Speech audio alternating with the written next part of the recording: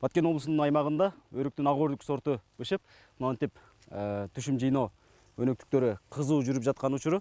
Бул өрүктү кардарға сатып өткөрүү үчүн эзип албай этияттык менен ушинтип челектерге терип алышат.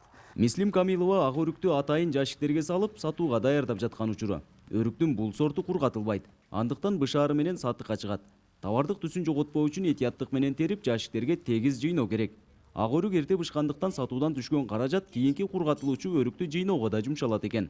Негизинен Баткенде июнь айынан тартып сентябрга чейин өрүк жыйноо мезгили улана берет. Ушинтип жакшылап салып этияттык менен тапшырабыз. Карала болсо албай коет. Ошон үчүн биз мантип биттелеп салып тапшырып атабыз. Жакшы алып ататтар, жакшы. Ак өрүктүн эрте пышканы жакшы. Мантип терип тапшырабыз дагы мунун акчасыга кийинки өрүк пышканча дәрі алабыз, ашарчы кылабыз, тамак аш жейбиз, продукта. Ошого иштетебиз жакшы шоягы. Ак өрүктүн түшүмүн 10 күн аралыгында жыйнап бүтүп, аны сатууга да үлгүрүү керек. Өтө бышып кетсе, бат эзилип кеткендиктен кардар албай коет. Мындан улам жыйноого жетишпей калуудан кооптонгон Муса Камилов кошумча жумушчу күч тартып тердирип жатат. Ушул жерде 1 гектар багым бар. Ак өрүк менен 2 түр өрүк да.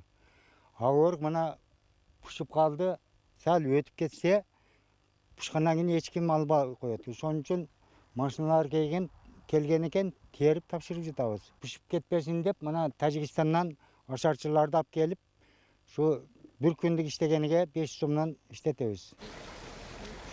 Көп жылдардан бери баткендик багбандардын негизги кардары болуп калган Шайыргүл Абдымомунова Бишкек шаарынан келип, ак өрүктү алып кетип турат.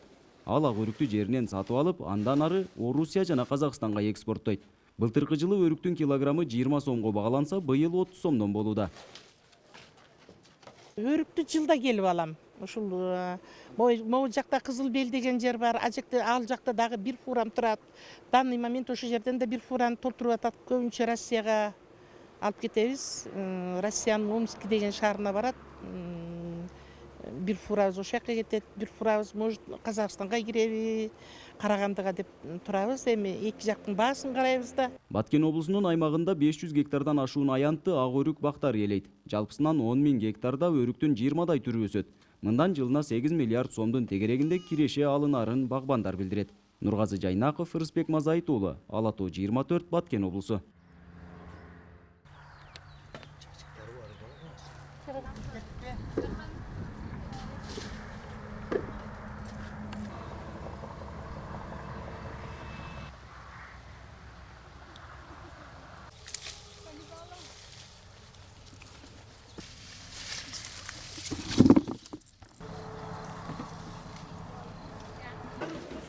Akıllı jetten koyarak mı? Жетти. Мындан 5-6 он алып койдум да, сен буруп. 5 та. Чыкпайды да, чыкпайды. Чыкса не кылат? Олмапты.